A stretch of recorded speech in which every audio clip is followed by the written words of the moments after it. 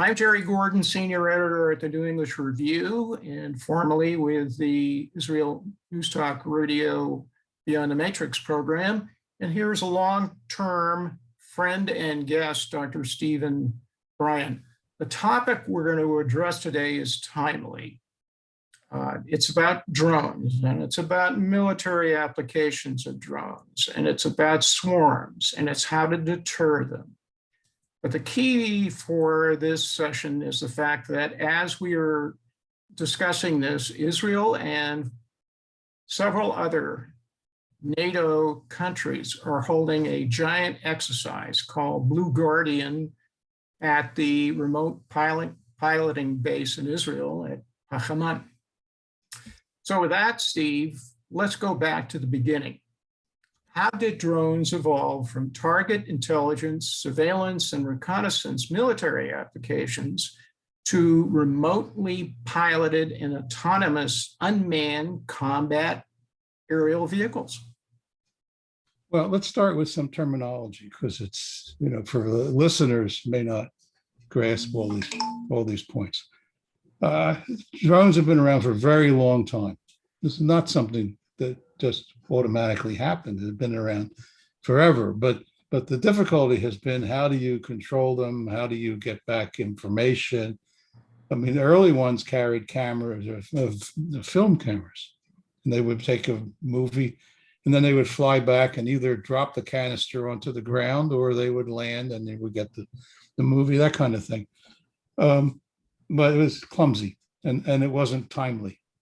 And then the distances involved were short because they didn't have the capability to control them over long distances.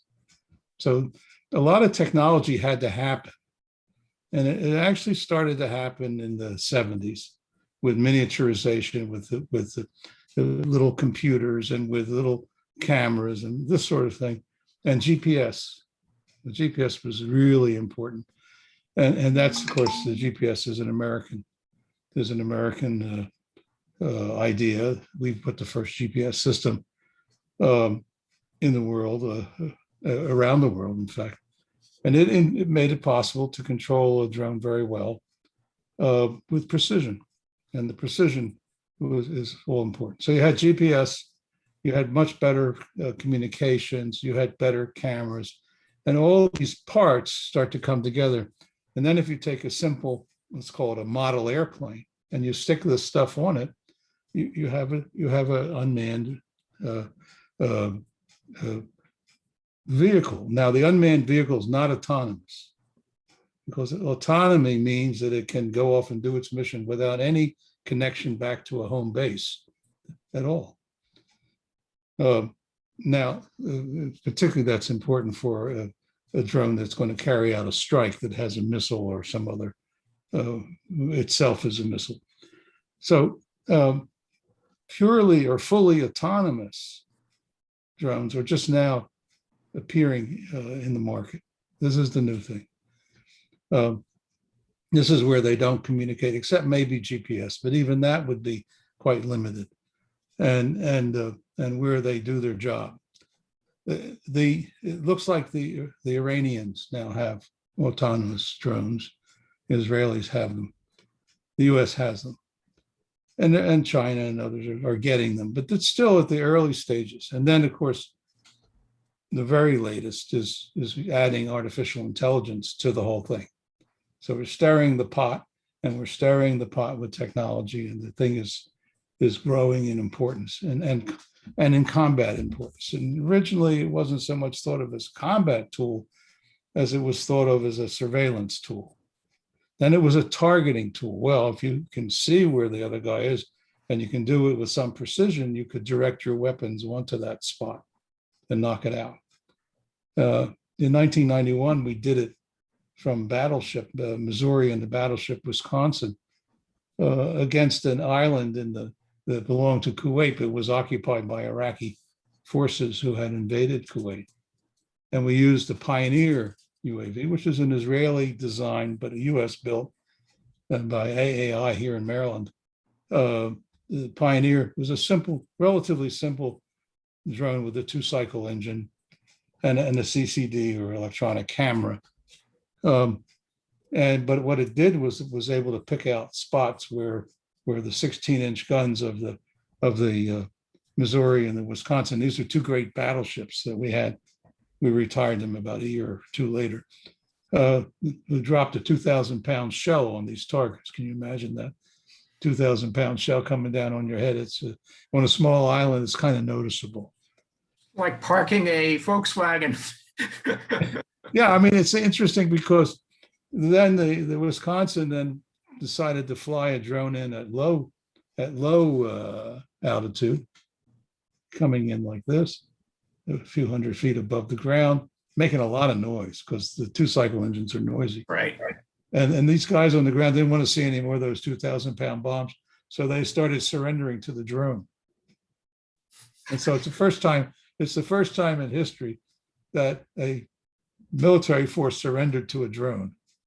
And they were waving their handkerchiefs, in some cases their underwear, whatever they could find to surrender to these drones, which were run by the U.S. Navy, of course, off these battleships, but which were designed by the Israelis initially. So it was it's a pretty exciting thing, actually. Interesting coup for drone war. Yeah, I mean, what the Israelis did, and the reason they're so important and still remain very important in this field, is that they were able to glom together these technologies and put together a package that was quite effective. When mostly the Air Force in the U.S. and the Army in the U.S. and elsewhere, it's the same story. They're very conservative and didn't see the benefit of it. My friend John Lehman is the one who got these things on board the U.S. Navy ships in the 80s. He really was the pioneer in the U.S. And I will tell you off the record that John and I at that time, before I was in the government, we were business partners. We owned an airplane together. And it was a nice airplane, nice Grumman. But anyway, back to the story. I mean, so he pushed it onto the Navy. The Navy found out that it was really spectacular. And then everybody wanted them. It's like, it's how it works. So then once they see it, they want it. And it did its job. It was very good. So even though, as you know, there's a story about it, well, it never met its technical specs, it didn't do this, it didn't do that, and it had this problem. Now, yeah, it surely did have lots of problems, but it worked. and I think that tells you something about the mentality of how a small country like Israel goes about what it does, and the mentality of how the U.S., big country with huge industrial infrastructure, goes about what it does. And they're different. They're very contrasting, because in the U.S. it's requirements and constant refinement and more technology and more requirements, and it goes on forever. And it takes 12 years to get a weapon system out, and then it may or may not do any good.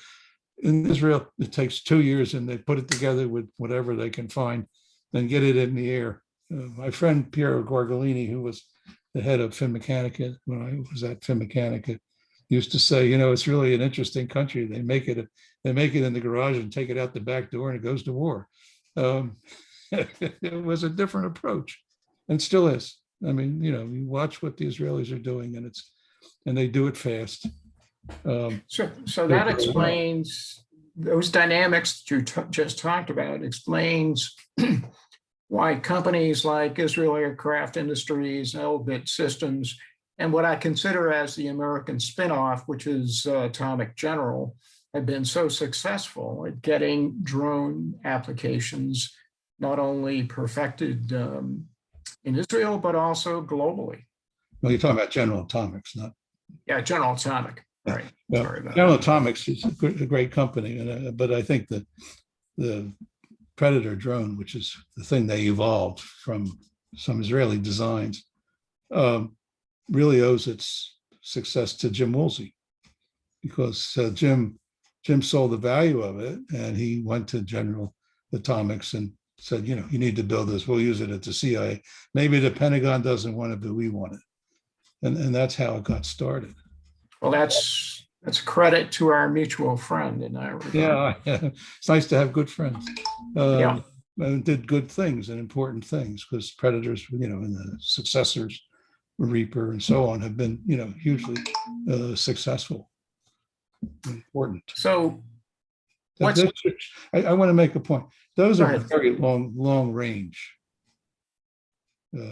Some guy sitting in Nebraska is controlling a drone through the satellites in Afghanistan, and taking out some terrorist or whatever he's doing. Thousands and thousands of miles. That's quite different from a little Pioneer, which could fly at best 100 miles.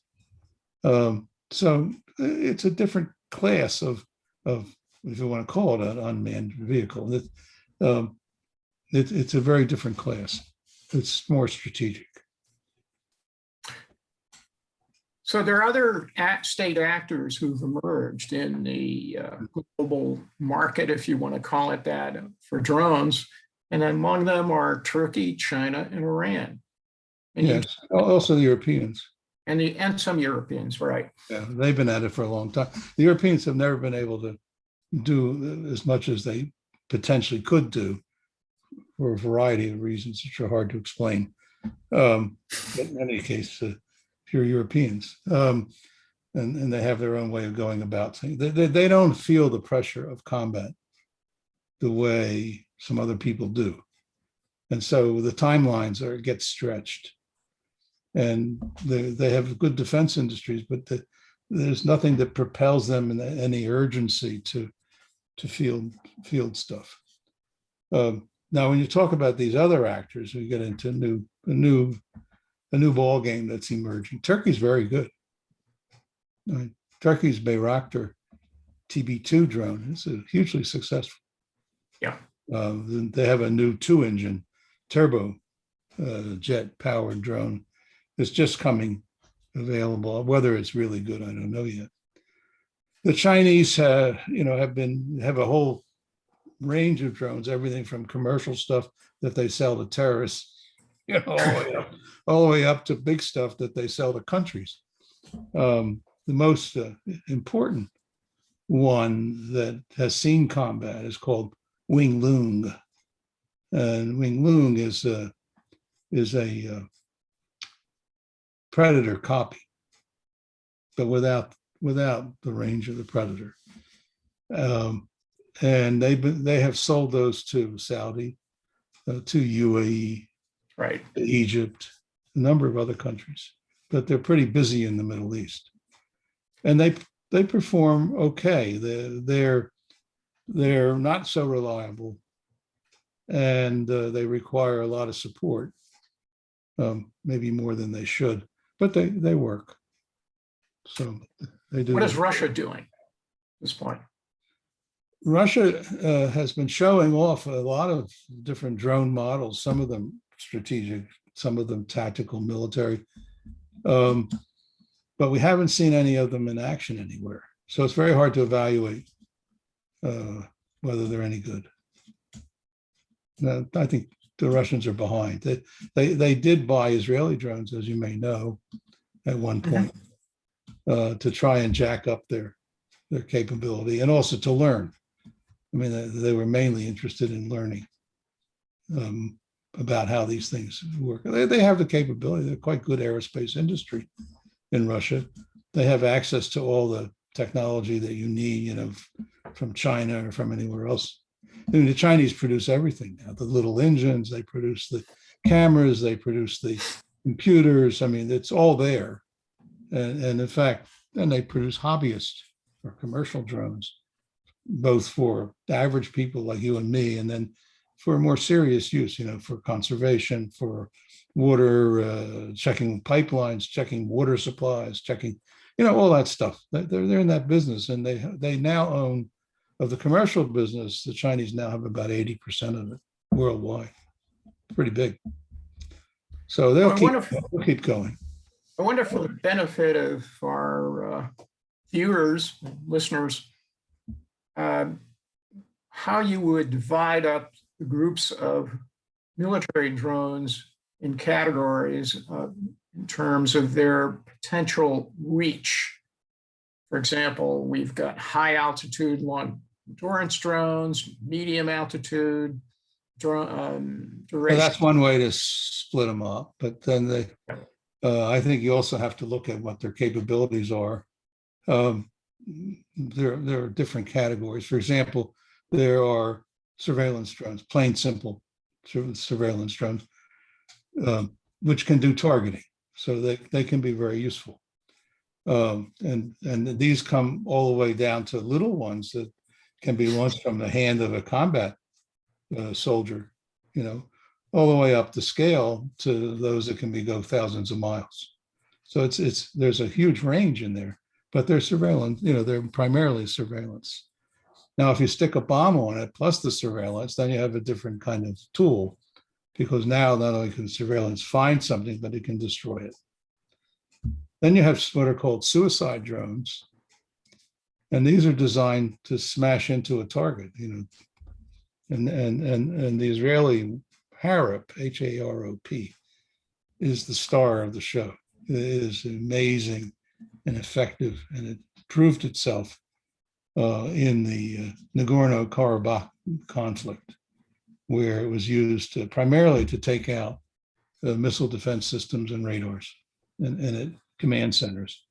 And it uses anti-radiation sensors. In other words, it looks for a hotspot. And when it finds that hotspot, it flies to it. And you can always, if you see all the videos, there's lots and lots of videos from Nagorno-Karabakh, which are available on YouTube. And if you look at them, you'll see two different kinds of things. You'll see drones shooting off little missiles and destroying things. And you see video of that. And that's one category. Those are primarily the Turkish drones, but not only, okay? Because there's a third party involved there, but I'll come back to that. And then you see where the thing goes heading toward a radar tower or something like that. And all of a sudden you just see noise because it's exploded. There's no more picture. And those are Hareps or similar, because there are some others, suicide type drones too. And the heron is heron, like the bird. No, Harep, Harop, Harep. Really? Heron is an Israeli surveillance drone that can also be a combat drone, but right. But that's not the same. It's a much bigger drone. Now, the Harep is interesting for a bunch of reasons. First of all, it can pinpoint these radiation type targets and take them out. And secondly, it's very stealthy.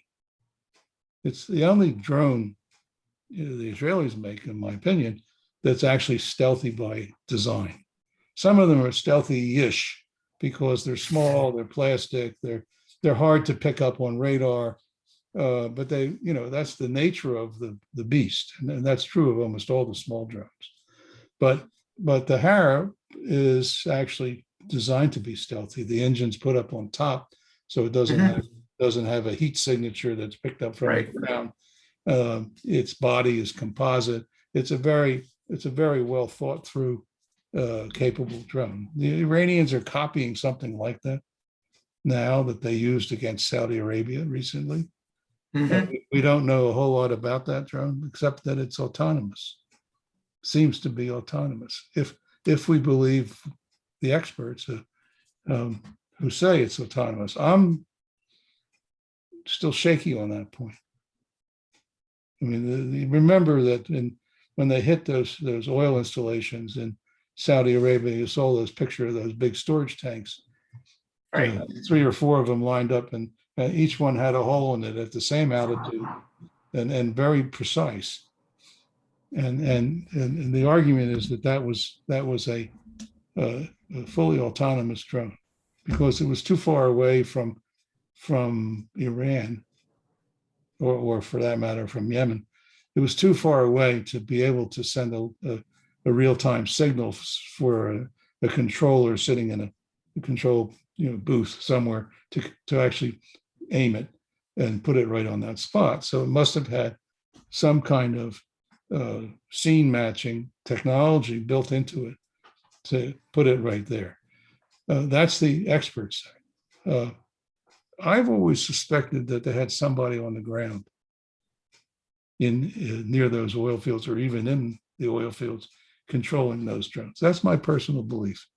It's never been proven. I can't prove it. Nobody can prove anything because the drones destroyed themselves. So, you really don't know. But was that a breakthrough capability on the part of the Iranians? If in fact it was fully autonomous with scene matching, the answer is yes. The answer, absolutely yes.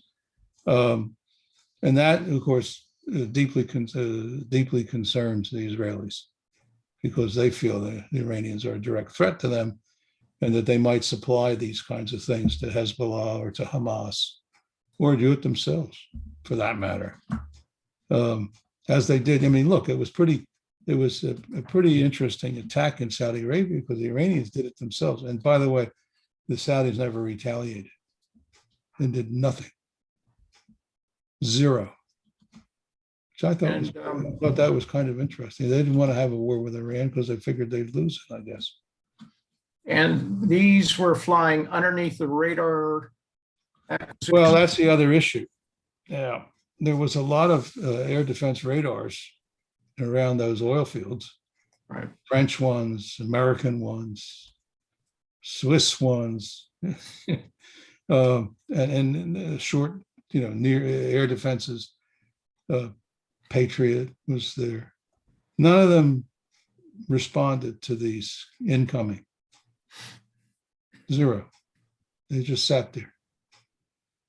And that raises a bunch of questions. Uzi Rubin says that maybe a bad operators.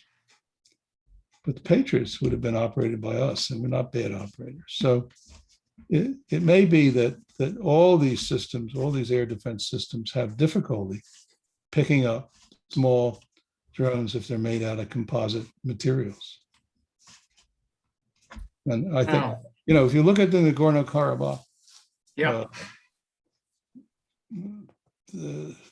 very few drones were shot down by the Armenians. And they took a hell of a beating from both the Turkish and the Israeli drones. I mean, they really took a beating. They lost a lot of men. You see videos of men running away from these drones and then getting blown up. It's awful to see. But the fact of the matter is that they had no defense against them. They didn't know they were coming until the last minute. And then when they heard them, you're in with a few seconds before the thing gets you, because the Turkish drone, the Bayraktar, carries something called an MAM-L munition made by Rakistan in Turkey, and it's a glide bomb. Okay, and it's directed by, it's steered by a laser spotter that's in the Bayraktar. Okay, and you can see it in the videos because you'll see the flashing of the laser on the target. Interesting. And then you'll see the boom, the explosion, and the body's flying. I mean, it's a tremendously effective and quite lethal.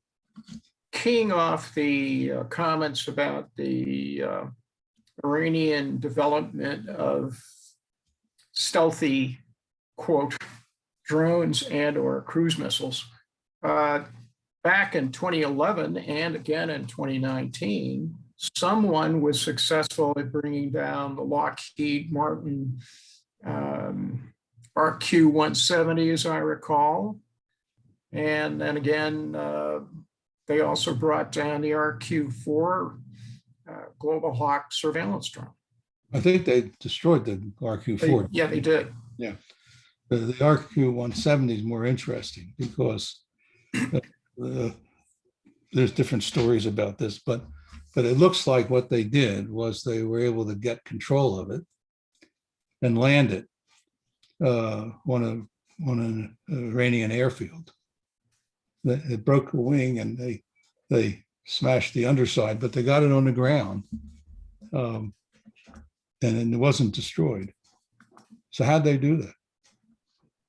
And that's a very interesting question. But I think what they did was they got control of the because these drones were controlled by a remote center through a satellite. And they were able to put over that their own controlling technology. They had figured it out, or somebody figured it out for them. And I'll come back to that in a second. And they actually mimicked the commands to actually grab control of that aircraft and bring it in to their airfield. Pretty neat. I think the Russians were deeply involved in that because the Russians wanted to get their hands on it. There's a lot of technology in there, very sophisticated machine. And unfortunately for us, it appears that the command and control of those that we call the data link back to the satellite, back to the controller, was not encrypted. So since it was not encrypted, it was easy. Once you knew what you can watch it and figure out what the commands were. So you had to have intercepts, not just in Iran, but there had to have been intercepts in other places where the Russians were able to figure out the commands and how to control these platforms, which they did. And they passed that to the Iranians, or maybe it's quite possible that it was the Russians who brought it in, not the Iranians themselves. I mean, we don't know, because the Iranians took full credit for the whole thing. In the case of the RQ-4 Global Hawk that was downed by the Iranians, was that because they had the requisite missiles to take it out, or was it the fact that the Global Hawk was flying at a lower altitude? It was flying on an orbit. Yeah. And so they could watch it. Aha. So it was orbiting the conflict zone. Yeah. So, I mean, I think it was, there's an argument about where it was, whether it was actually over Iranian airspace or whether it was over international airspace. Go argue, as they say. They got it and they destroyed it. No, I think the more devastating was the 2011 because they copied it. Yes. And the Israelis have since shot down a couple of them, of the copies. Really? Yeah. So, I mean, allegedly probably from Hezbollah, but in fact, not. And the Iranians are, embedded in Lebanon and in Syria. That's the nature of this beast. I mean, unfortunately, much of the technology that I always call the hardware part is now available globally. You can buy the engines, you can buy the cameras, you can buy the lasers, you can buy, look, even the Bayraktar used a Rotax engine from Austria that was owned by Bombardier in France. And they used a camera from L3 Westcam in Canada. It's more than a camera. It's a whole complex of infrared and laser and daylight and nighttime and targeting, and it's a very sophisticated camera, but that was not something the Turks had. They bought it from the Canadian, from L3, which is actually an American company. This Westcam is part of L3 in Canada. So they bought those, and they're a NATO country, so they could buy them.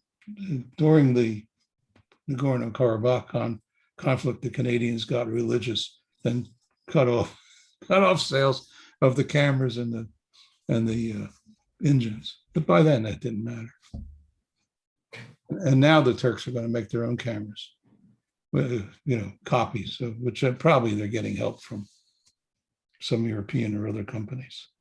Turkey drones, which you cited before, and you've expressed the view that they have significant capabilities. They're involved in sort of a standoff in Libya against Chinese stuff Yeah. Well, by the UAE.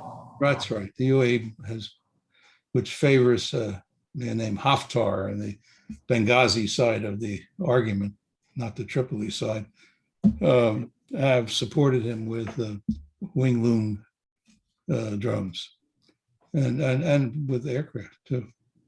So it's not just drones. But anyway, they've used those, and then the Tripoli side, which is supported by Turkey, among others, has been using the Bayraktar. Both seem to have been important. The Turks say they've been able to knock out a number of Pantsir air defense systems, which is a Russian air defense system, Right. mobile one. Mm-hmm. And I think, they have, but they caught one on a road, driving on a road. I mean, they weren't in combat position. They were being moved, and they knocked one out there, and the other one they knocked out in a hangar at an airfield. And that one was in good enough shape that they dragged it into Tripoli and put it on parade to show how successful they were. So yeah, they did pretty well.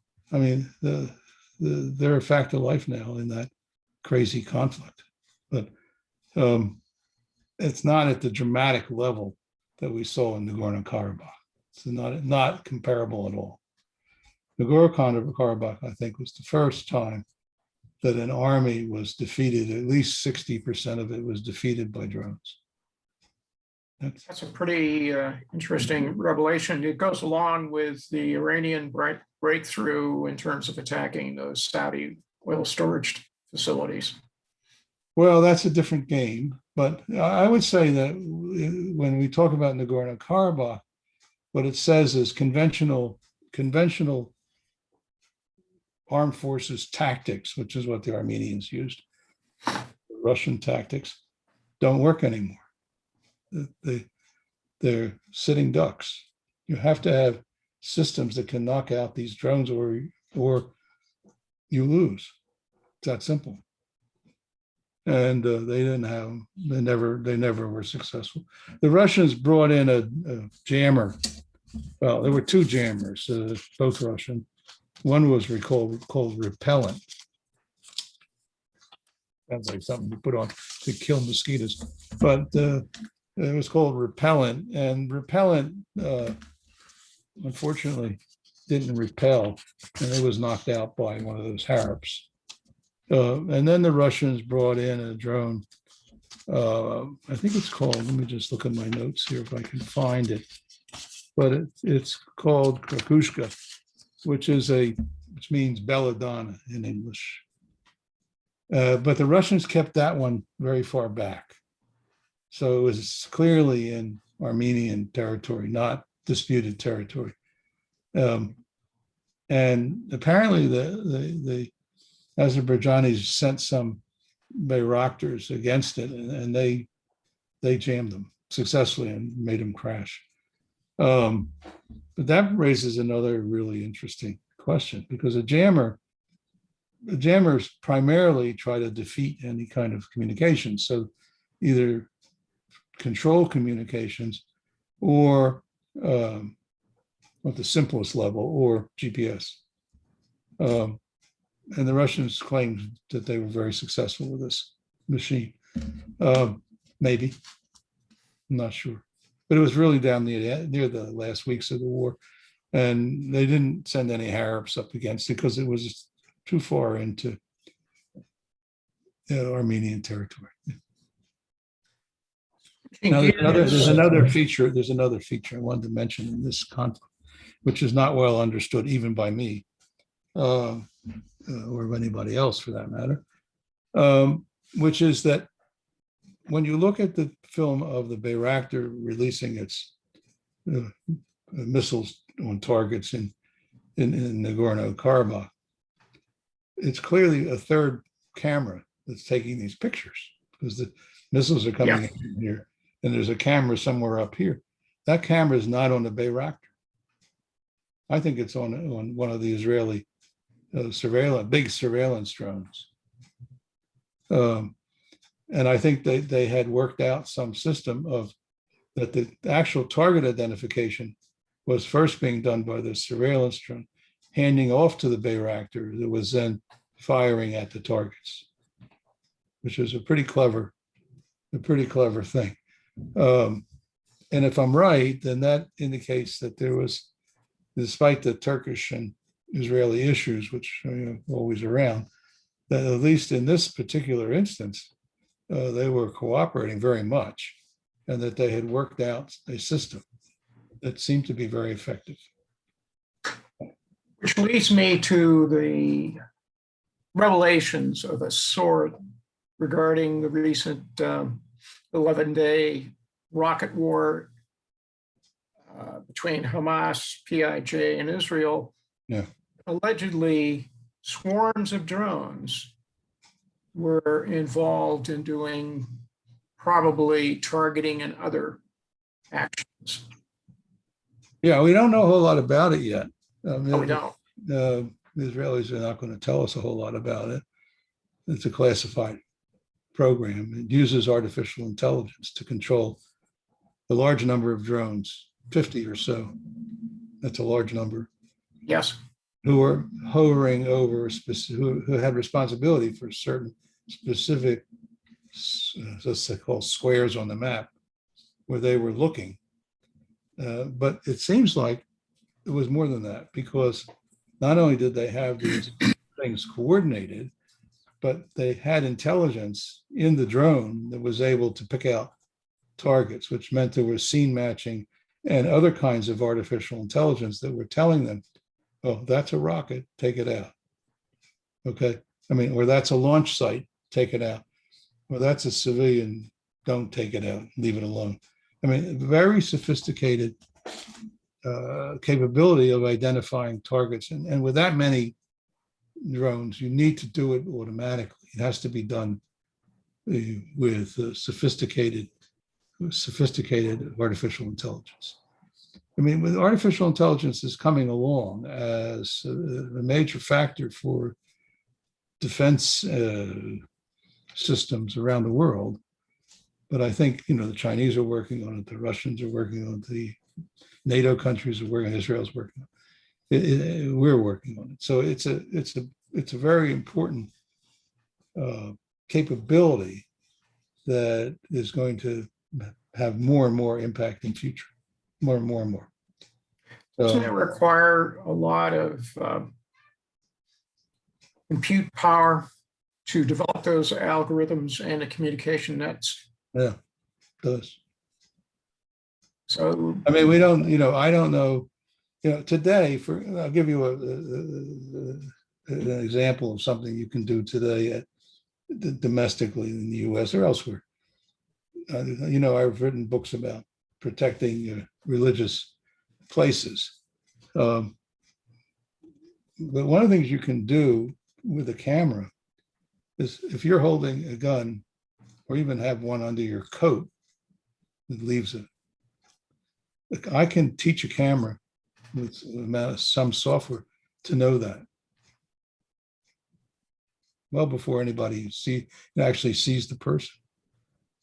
And I can also alert the guards. There's a guy coming with a blue shirt. I like blue shirts. There's a guy coming with a blue shirt and glasses, bad guy. And you better stop him. He's got a gun under his shirt. And I can do that all automatically, all by AI, and all in the camera, or at least in the computer that's controlling the camera. And it's not a big computer, it's a PC.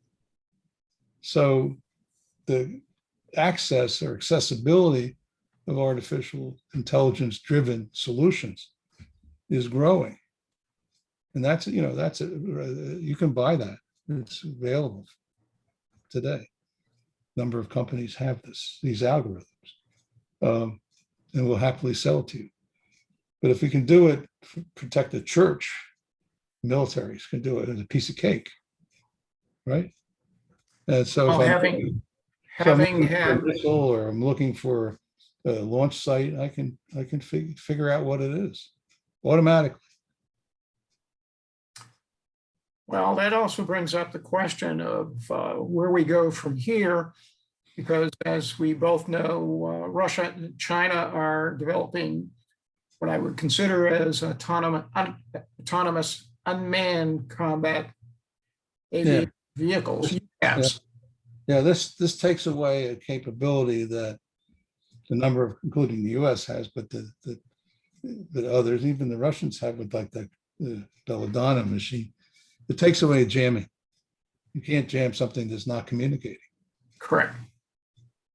And it puts in place a scene matching capability and artificial intelligence of some sort.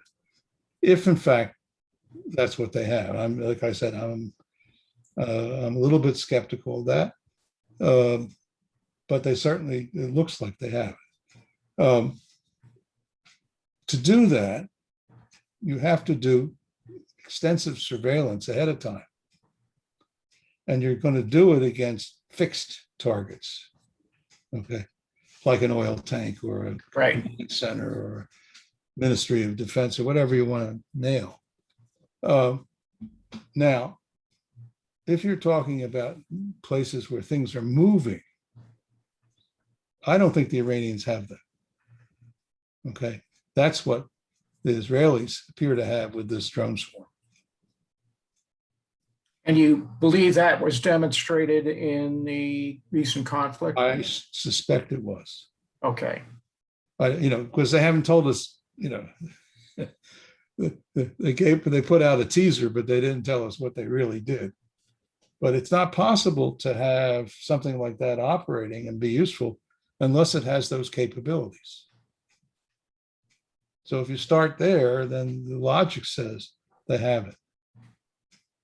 And, they did a very credible job given the threat to them, both in offense and defense, because, it had Iron Dome, which was extremely effective. And then they had the offensive part, and they had some other systems as well. So the difficulty, though, is that when you get into how many missiles did they launch? 4,000?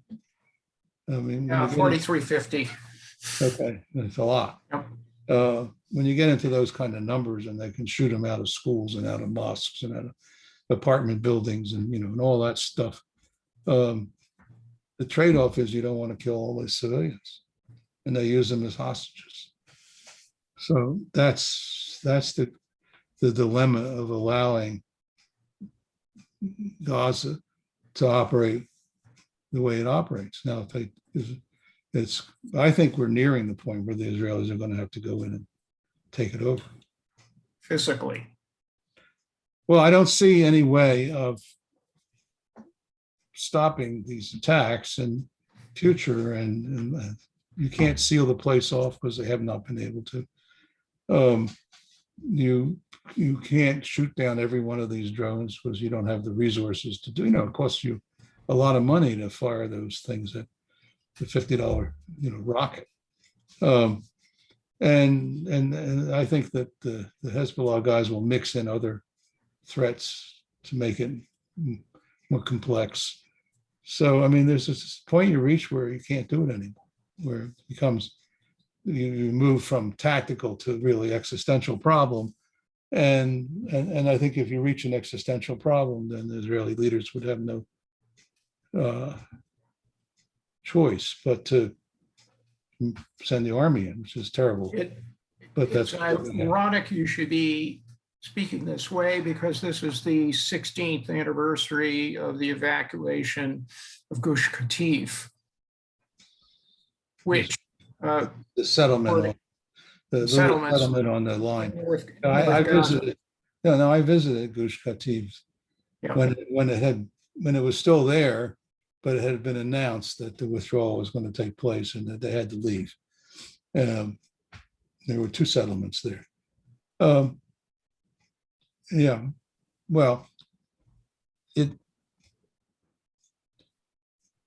it's neither of these kinds of solutions is really desirable.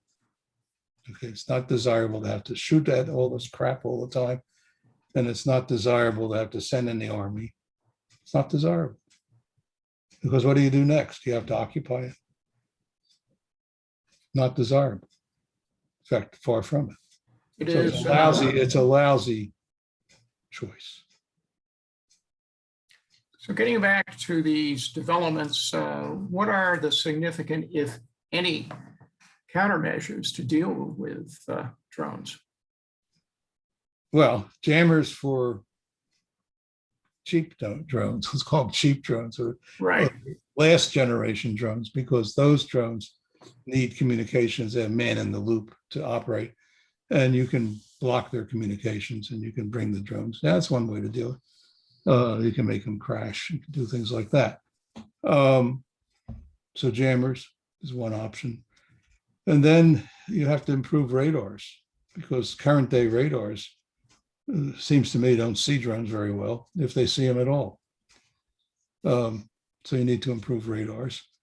And everyone's looking at all kinds of other solutions to deal with them, including lasers, for example, nets that they can release in the air to catch all these things. None of them strike me as necessarily effective enough to be worth the time and effort. Other than the radars, I think you need to improve those.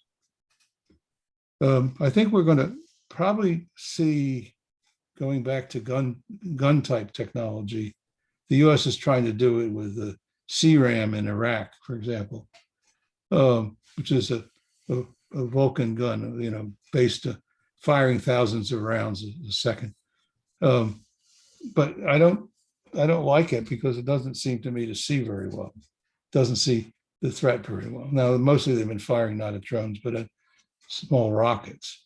But I think some better gun system, because it's cheap, relatively speaking, and if it can be made effective with a fragmentation shell, which is what the CRAM is using, and with a much better radar than CRAM has, maybe that's a practical solution to protect at least certain areas.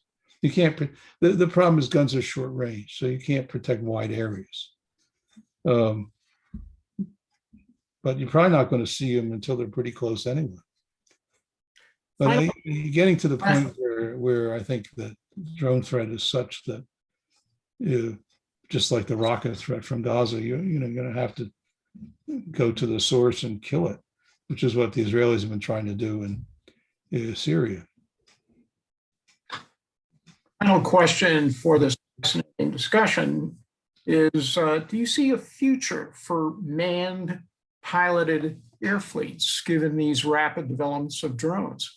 This is a question I'm, not really the person you should be talking to, but should talk to the Air Force. They're still for piloted. Some people think the F-35 is the last piloted aircraft we're going to see, but yet they're working on a follow-on, sixth generation, whatever that is, because they want to keep the aerospace industry fed. Because if you don't have something to work on, you have nothing to do. I think that the drones will increase. I mean, look at it more incrementally than dramatically. Incrementally, the drone is increasingly taking on the role that aircraft used to perform. It's still missing some capabilities. I mean, it doesn't have a very good ground attack capability compared to the A-10, for example. It doesn't have the, right. But I think over time it will. And over time, as a tactical what they call close support weapon, it could be very effective. You'll need a lot of them. They'll have to be a lot better than they are today, more accurate, but you can do it. So I think incrementally, we're going to see the various kinds of drones playing a greater role. And I think those will have to be more or less autonomous to be unjammable and, so they can't be defeated. And that's what the Israelis are playing with over Gaza, aren't they? Right. And these drones were probably autonomous enough that they would be very hard to jam. I don't know that for sure because they haven't told us, but it sounds like it.